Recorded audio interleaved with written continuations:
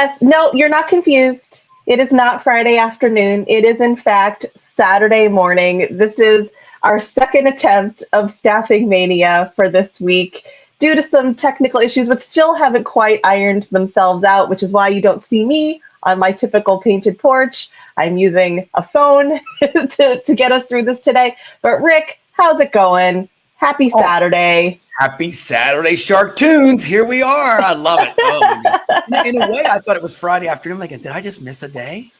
It's like I know. I know. I know. It's been, I saw a meme recently that said, basically the woman was like, woof, what a year. And her friend goes, it's only January.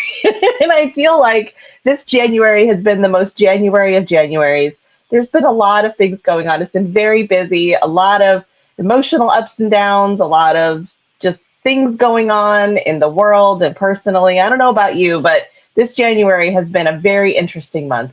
This January has been cold in so many ways. 25 days of nonstop snow for us here. Seriously, 25. January 1, and we have had white snow every day. Yeah. And I'm getting over it. I love skiing, Amy. I love it, love it, love it. But now it's time to 35, 40 more days till spring. I'm like, yeah. And it's right now 7 degrees here. 7. Ooh. I was going to complain. It's 48 in Phoenix right now. My water, I have water dishes in my backyard for animals because we live against a mountain, and they were frozen over, but definitely a lot better than 7. But I do love the snow every once in a while too. In fact, I want to try to get away in the next few weeks. I think Rob and I are going to try to get away and see a little snow if possible. Maybe do some. I like to do the polar bear plunge in a sense. No, do a little snow bathing. Shock the system a little bit with some snow bathing. Yeah, with snow angels. I love it. I love it. Yeah, Get ready. but today I'm really excited. Today is a really special Staffing Mania because we've convinced someone to join us. No, I'm just kidding. Yes, we have a guest. We have a guest today that you've lined up to talk today about a topic that I know when I asked you earlier this week, like what's the hot thing right now? What's top of mind for you? You shared with me this topic that is definitely a problem and a problem across so many realms. So let's talk about it. Oh, big time. The ghosting of job postings. I posted something on LinkedIn this week, and this is something I think we have to bring to the forefront. A lot of people in our industry like to talk about it. You know us. We keep it real all the time. And what I've seen in the last week, 5 job candidates came to me. They said, Shark, can you save the day? You ready for this?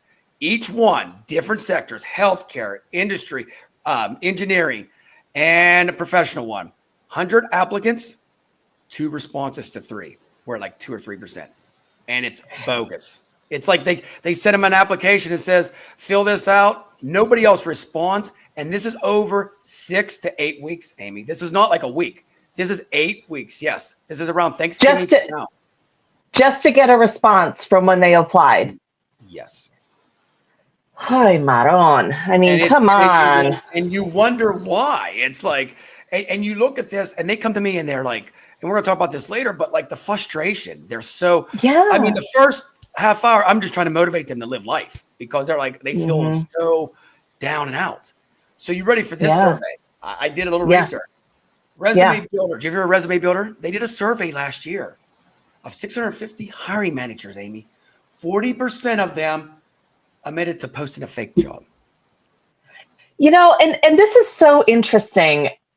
And I know that you have a lot more data behind this, but I do remember back in my day when I did stuff, like 10, 15 years ago, there were this idea of evergreen jobs. So there was this concept where you could have this job that was essentially like a perpetual job because there was consistently a need.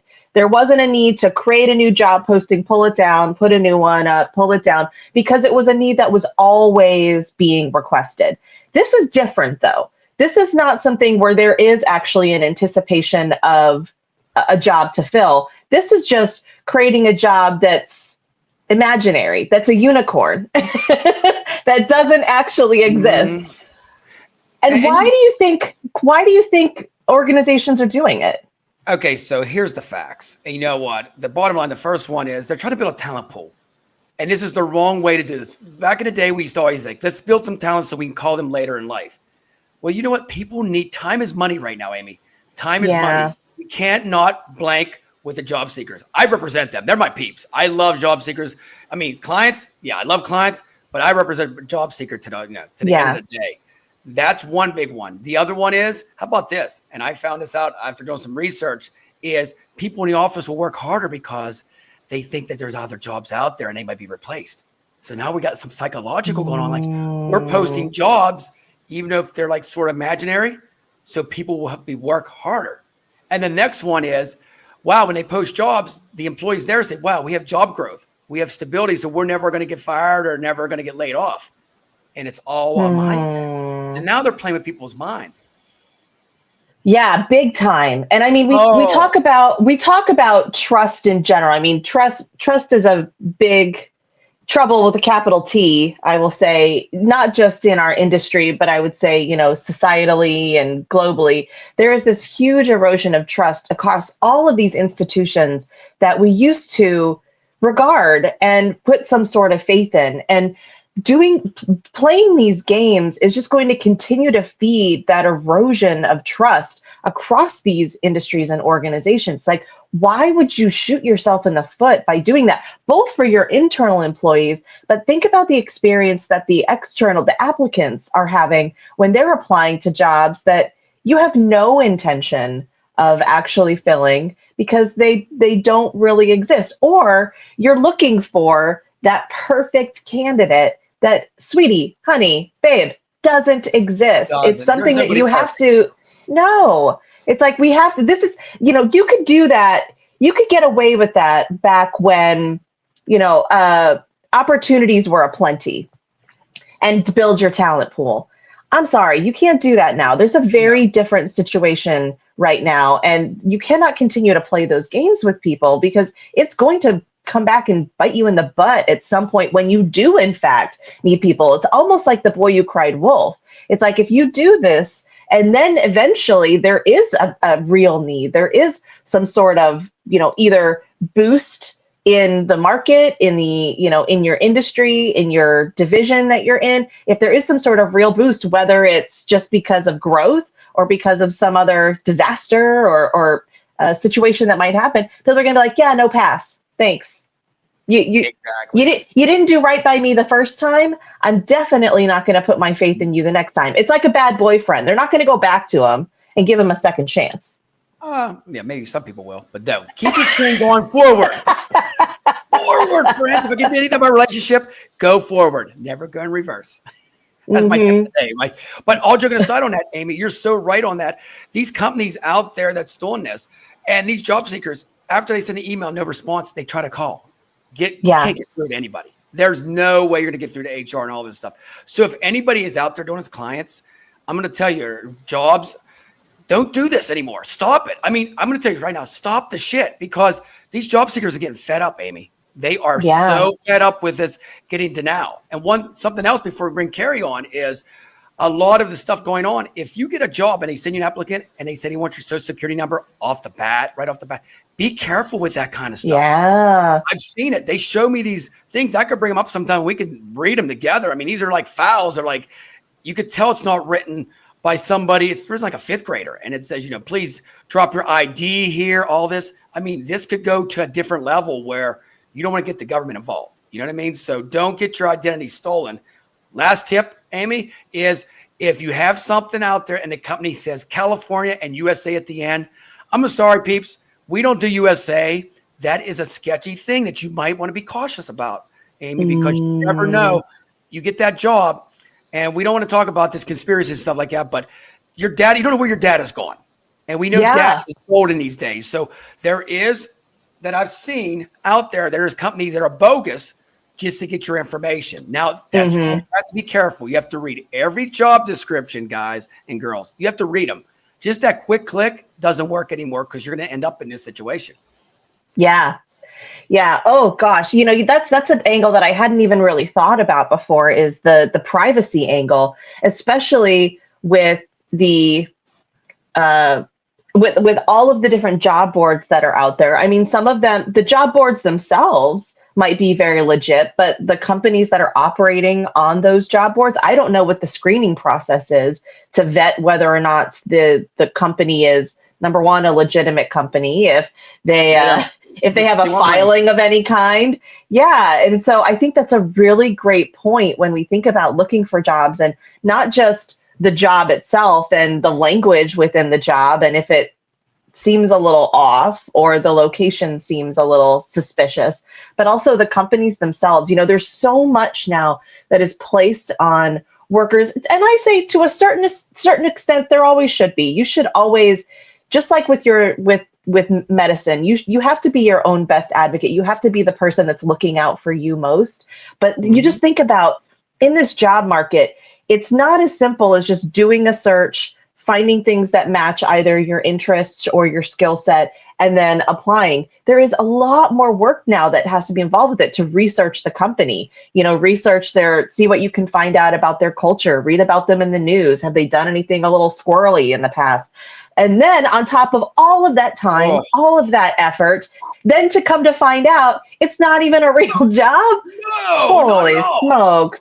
Gosh, and then here's the best is, Indeed, Amy, has this where it tells you if the job's been out there for 140 days, come on. I don't think I'd apply for a job that's been out there for 140 days. No. Yeah. Yeah. Or it says, here's something else I really think. Salary, you know, it's based on your merit. You got to watch that these days, because what is it, $0 or is it $2 or it's going to be at $200 an hour? We don't know. I like to have a decent salary range. And if it's too good to be true, if they said he's work from home jobs, or like you're going to make $100,000 your first year, stop it. That's not the real world, peeps. There ain't nobody going to make $100,000 working from home just off the bat. Yeah. Or we'd all be signing up. I'd be signing up for it right now, Aim. Like, I'm done with podcasting. I'm moving on to that. Sign me up. Woo! Yeah. Oh gosh. Okay. So you have a friend that you had been speaking with about her job journey, and it has definitely taken some twists, turns, and there's been a lot of disappointment along this journey. And I know it when we were talking about Carrie, you were saying, yeah, I really want to have her on just to share her story, to give the perspective of what it's really like for these job seekers out there. And hopefully for those of you that are in staffing, that are serving in these hiring roles, you maybe just lean in and pay attention a little bit to some of the maybe unintended consequences that you might be creating with the way you're going about your hiring practices. You got it. So, and that's what I love. We got Carrie coming on right here, and she's going to give us the facts. This is on the streets. It's not me and you talking. This is the real deal. Here she is. Yeah. Carrie to the stage. Hi, Carrie. Woo, Carrie, welcome to StaffingMania. You ready? You're in the ring now, girl. I am so ready. This is my first time in the ring. Thank you, Shark. And I think are you muted, Carrie? I love though that Carrie, I don't know if you did it intentionally, Carrie, but how you perfectly match the StaffingMania brand with the hot pink. I'm so digging it. Can you hear me now? Yes, loud and clear. Sorry. Technology. Operator error. Yes. Thank you, Shark and Amy, for having me on the show on Saturday. Like, this is a great way to start off my day. It is. Can you hear Amy? I can hear her now. I'm good. Awesome. I'm rocking and rolling. Yes. Carrie, what I want to deep dive in first is when we talked today on the phone a little bit, I mean, tell everybody out there a little bit before we dive into it about like your job search, because this is something we talked about, but we want to hear it from you. I mean, how many jobs you applied for, what kind of responses you're getting back, and then we'll start the conversation about all this. Yeah, sure. That's a great question. So my job journey has been going on for a little bit over a year. And just the backstory on that, I was laid off twice in 2023, once in January and once in December. So I had bookend layoffs. Jeez, wow. A great way to kick off the new year and end it. Two different companies, Carrie? Two different companies. Yep. And with the first layoff, it took me, so that happened in January. I didn't start a full-time contract then until August. And that contract was supposed to last 18 months and it lasted 4. Mm-hmm. So, so 2 layoffs in 1 year. And I mean, you can only imagine like how challenging that is for someone. And I'm pretty resilient to begin with. I know how to pivot. I know how to reinvent. I've probably been laid off 10 times in my career. So for me, it wasn't like, oh, so incredibly emotionally devastating. But one was much harder than the other. And, I did some things where I didn't cope really well with the first one. And I got addicted to social media and like in a really unhealthy way. And then, because like there's grieving and then you're bored, but you want connection because you can't apply 24/7. You can, and you can only do like so much self-improvement every day. Exactly. So, Carrie, real quick on that first job, how did you cope with that? Because I think our audience needs to know this because I see a lot of people, they're getting laid off now. They're in the same boat as you. I mean, you said social media. What went through you that first month? I mean, what was there some stuff you overcome? Did you go to the gym a lot? What did you do? Yeah, that's a great question on how I overcame it. So the first layoff was much harder than the second one because I brought such great value to the company that laid me off. And they gave me such a, most people would say it was almost an impossible directive to create their employer value proposition, a draft of that in 6 weeks time. And so I put all the time, energy, and effort into that project and then was laid off right after that. So I don't know what happened to it, whether they used it or not. But like that was really intense. Plus, they had me on 2 different teams, and that was interesting too. But it was just, like having the rug pulled out from underneath me after I had done all of that work. And plus, I did so much more for their employer brand while I was there. I was only there for 9 months. And so that one hit me much harder, I think, just because like, I do think there's some trauma associated with jobs. There can be, and with job losses. It just depends on the situation. And I think everybody has a unique perspective on that, and everyone has a different experience. But it's like, I'll compare it to like losing a loved one. It is a death.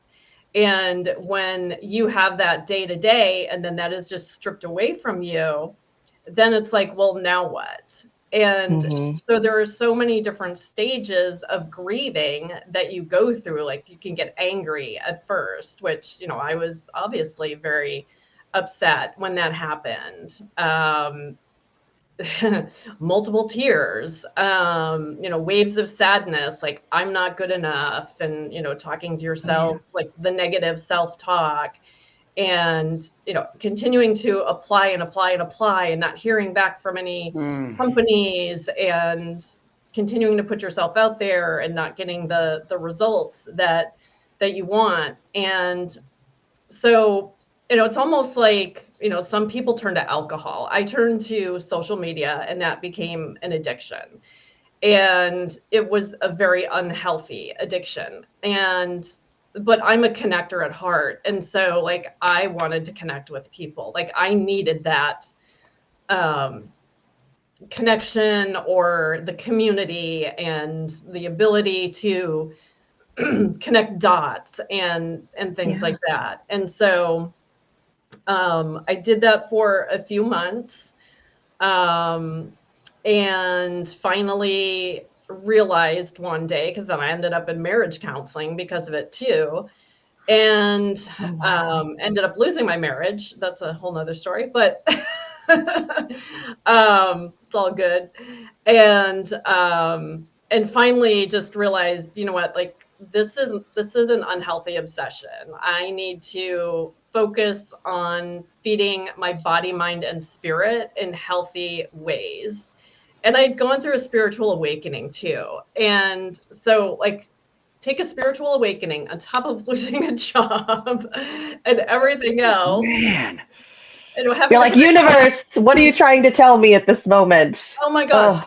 trying to put, having to put a dog to sleep. Like I dealt with 7 Oh days. my gosh. Holy cow. You're like Hercules with the 7 trials, I feel. My goodness. Keeps coming at you. I'm a phoenix rising from the ashes. That's all I got to say. And so I turned to working out. I started working out 3 times a week. I found yoga. I started doing yoga once a week. I do EFT tapping, and it's just so interesting. And just different ways to tap into feeding my body, mind, and spirit while I was going through this, whether that was through food or exercise or education, like reading, getting outside, walking, experiencing nature, like looking at the sunset, watching the sunrise and the sunsets, and just being like, you know what, like, universe, I don't know what you want me to know with this career pause, but there's some reason for it here. And I'm going to embrace it as best as I can. I learned that vitamin D was very important to me, and I'm solar powered. So I spent a lot of time. All right. Spent a lot of time out in the sun and just getting, outside and outside of myself, and making time to do the things that brought me joy. I also helped a lot of other job seekers. I mean, I'm a connector. I have to connect. And so if I see a job and I know someone who's looking and it's a fit for them, and I know someone at that company, I'm a matchmaker. So I'll automatically connect people. I've been dubbed a fairy job mother before by some people. Job mother. I love it. And so I like to give back. Like giving back gives me purpose and value to give to others, right? Where even if I'm not getting that myself, and it's challenging. It's been a little over a year. Now I've applied for 45 jobs, which I know 45. Seems low compared to what other job seekers have. I mean, they're like, I applied for 100 today. I'm like, well, I'm only going to apply for jobs that I'm 80% or more qualified for, that I have a passion for, and that is a fit for my skill set and my niche. And so that's why it is so low. And not one phone screen. Isn't that crazy? Not one phone screen. Time out. Okay, not one. Yeah. No. I also will say, Carrie, and I know you probably have heard this, that women typically, when we apply for jobs, we typically apply for jobs that we feel we are almost 100% qualified for. Men apply when it's about 60%. So I would encourage you, maybe lower the bar just a little bit and say, you know what, I could do this. I have the capabilities to do this, but maybe I haven't done it. Maybe it's not represented in my resume or represented in my skills, but I would encourage you. That's just one small thing. When you said 80%, I was like, girl, be a man. Apply for anything. Apply for what you want. Exactly. Just don't do the quick click. That quick click. No. Yes. I'll try. I'll embrace my masculine again. Okay. There you go. All right, Carrie. So get us into that. So you applied for the 45 jobs. How many emails, how many responses you got back and said, thank you, we're going to look at it, or follow up in 6 months? Well, I think for me, I did at least get auto rejects, either immediately or maybe like 2 weeks, 3 weeks, or even like 2 months or 3 months later. I'm still getting those auto rejects. Now, there are a number of them, and I would say it was probably back in October, November timeframe, which I never heard anything from, like not even an auto reject. And so the candidate experience right now, it is so dismal. And I think, one of the challenges that I have, and I think a lot of other people are in this situation too, is that we also consult. And so employers are looking at, well, if you're consulting and you're a consultant, why do you want a full-time job? Right. And so they can't connect the dots there, and they're looking at, oh, well, you know, if you're consulting, you're going to have clients on the side, and you're not going to be dedicated to this full-time job. Yeah, And I could see that. That word consultant, I really don't. If I would go with like freelancer, something like that, like, you know, you're independent freelancer, like you're just, you know, because that consultant can go different ways. But like, okay, so you said these responses.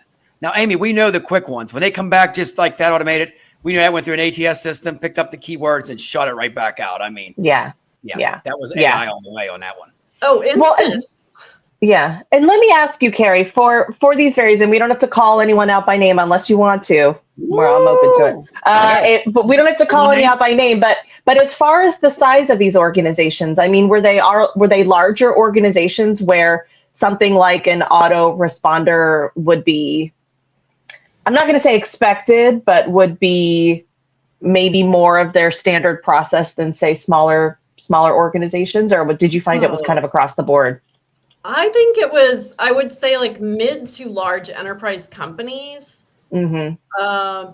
Maybe some of the smaller ones or the startups were a little bit quicker to respond, or, you know, it wasn't like an auto reject. Like that might have been like a 2 or 3 weeks later where they did actually go through the process and find someone to hire.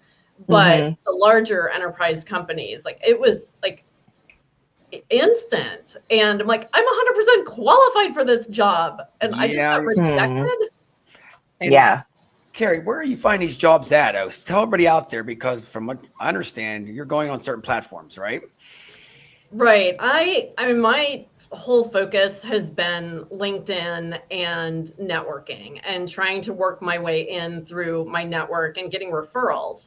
And I've had a number of referrals too, and even those haven't gone anywhere. So that's what shocks me the most, is that there was a large retailer in Bentonville where alrighty, clue number 1 in the comments. You'll get $5. No, I'm joking. Where I actually had referred someone who was very qualified for a role that they had, and that person didn't even get back. Well, no, so they got back to me, but when I introduced them to my referral, it was a terrible candidate experience on the other side for that person. And they didn't, like, it wasn't even acknowledgement of, you know, it's like, I took my time, energy, and effort to send someone to you who I think is qualified for your role. And all you're going to say is, great, please apply if you're interested. No, like, no. That's when you need to carry. You need to call that person up, like I would, and chew their ass out. I'm going to say straight up, because these are your peeps, right? I always say my peeps don't ever, you know, be bad to my candidates or clients. Seriously. I may have told his boss about it. Oh, there you go. Why not? I mean, to improve their candidate experience. Yeah. I think that's so important, because you touch on something, and Rick, you mentioned it just a little bit ago. You know, I think there are a lot of job seekers who are going on LinkedIn or going on these job boards and just applying, right? They're just like, I'm not going to say spraying and praying, because there is some thought to it, but they're applying through those channels. And, you know, we keep hearing more and more that is like the race to the bottom. It's like, you're just going to go in the pile. And the way that you can get jobs now, the best way to guarantee is through your network, is to find someone that you've worked with before or that you trust, know, like, and trust, right? And you want to potentially either connect with them or ask them for an opportunity to connect with someone that they know.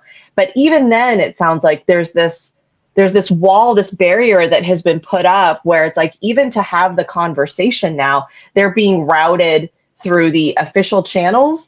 And while on one hand, from like an HR perspective, I could see them saying, we want everybody to come through this way, so that way we can do all of our KPIs and reporting and metrics and blah, blah, blah.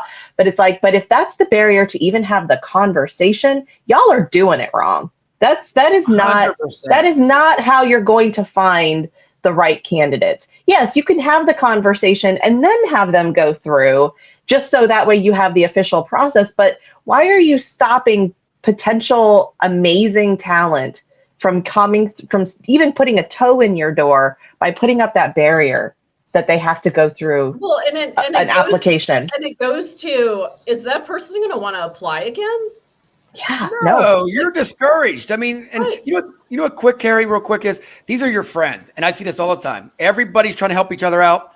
There's only 5% of us out there that's helping each other out. They're all fluff. Send me your resume. You never hear back from them. Like, dude, you're one of my friends. You see me at conferences, but then you're just going to be like, what are you doing? You collecting my data too? Let's keep it real, people. If you can't help one of our peeps, just tell them you can't.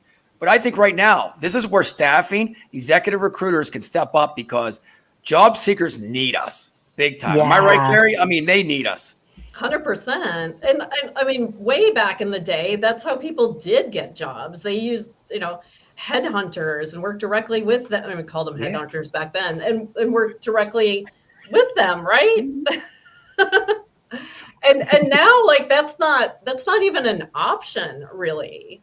Yeah. And so many of these staffing companies out there, Oh. I mean, like, they're just as say it, Carrie. and they don't care about the candidate experience Nope. either.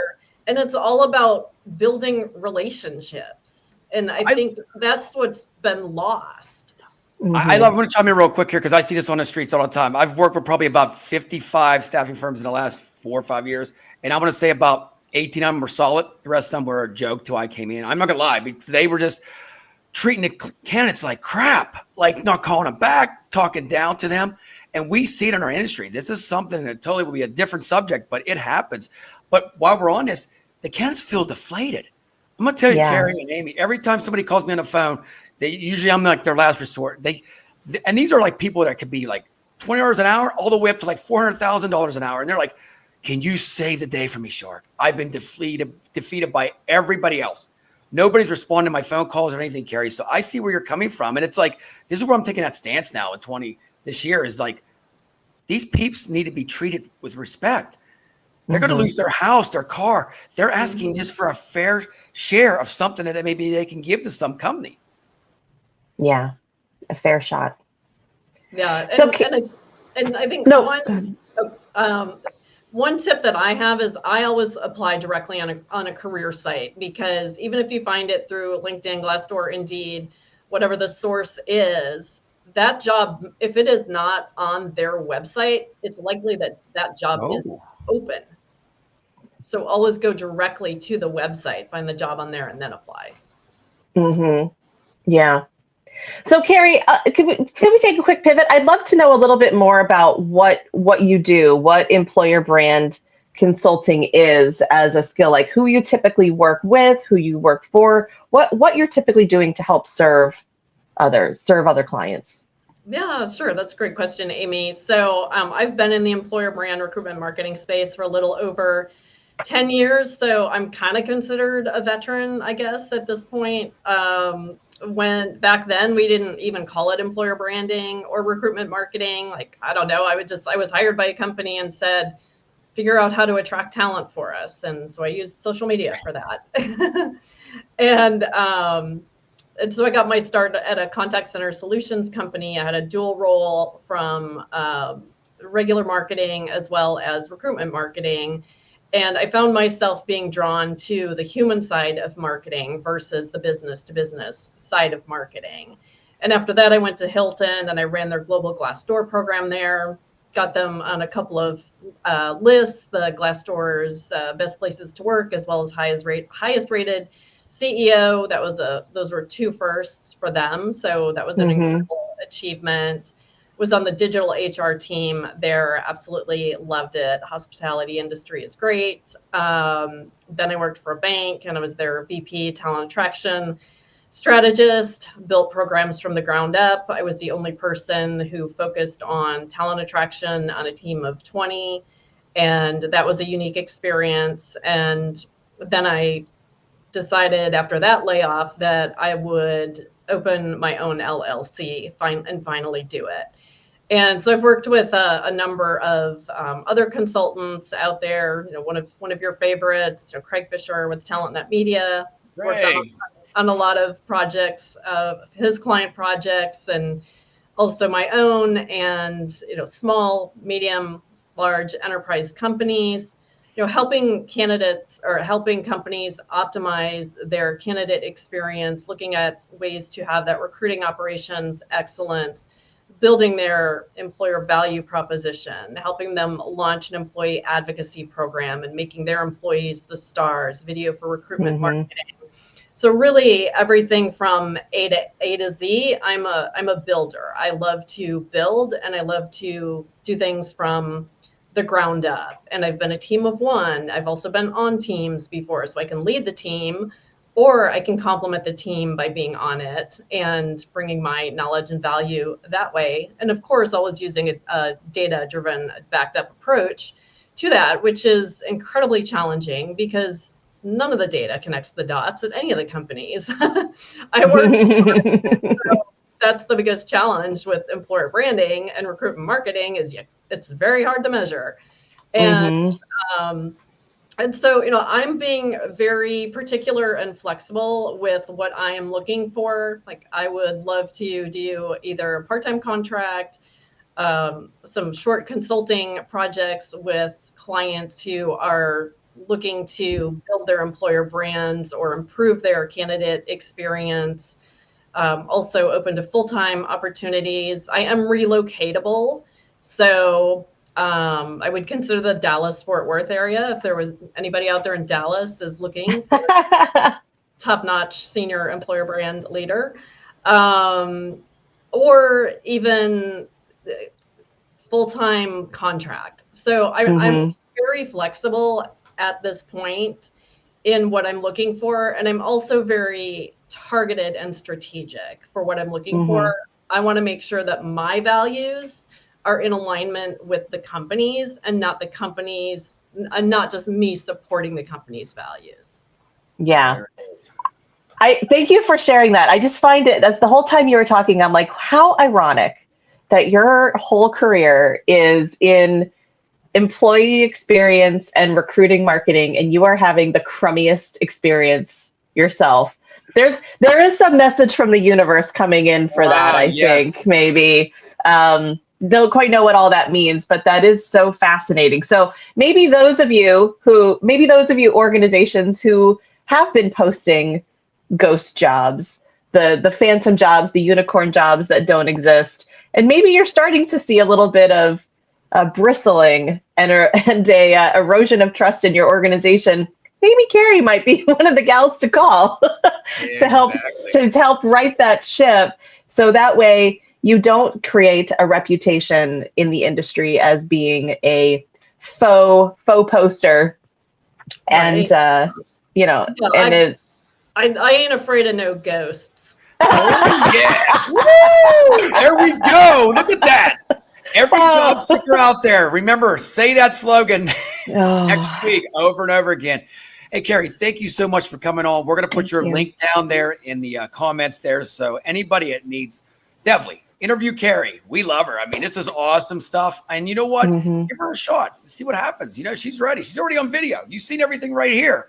Next step is stage 2. Let's get you interviewed, right, Carrie? That's right. Yeah. Carrie, how could they find out more about you if they wanted to either talk to you about an opportunity for a role, or maybe learn a little bit more about your employer branding services? I am on LinkedIn. You can find me under Carrie Corcoran. I have a YouTube channel, Carrie Cares Employer Brand Consulting. You can send a carrier pigeon, maybe some telekinesis. I'm a big fan of those. Thank you, Carrie. Thank you. And we will continue. I'm putting good vibes out there. I'm wishing you, I'm not going to say I know a person because I don't want to be that. I don't want back to Richard's point. But if anything does come up, we wish you the best with it in your job journey. Thank you. I appreciate that. And hopefully I'll be on next time sharing my job success story inspiring candidates, and so that they don't lose hope. I mean, I will say this to all the candidates, people who are in job transition, searching for jobs, or unhappy in jobs: do not lose hope. Yeah. There it is. That's a wrap for this week. Don't be a Thank ghost. you, Be Carrie. real, right? It's not Halloween time yet, guys. That's only one day a year. You can be a ghost. See you next time. Take care, guys. Thank you so Thanks. much.